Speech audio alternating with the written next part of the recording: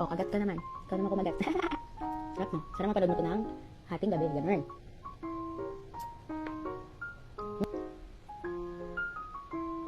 So, tatry na natin tong bagoong alamang ng Aguada Primo. Para siyang make-up.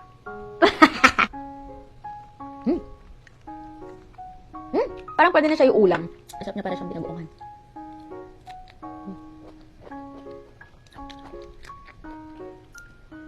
Masarap na bagoong.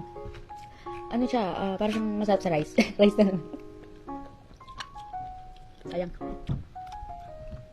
Sarap na.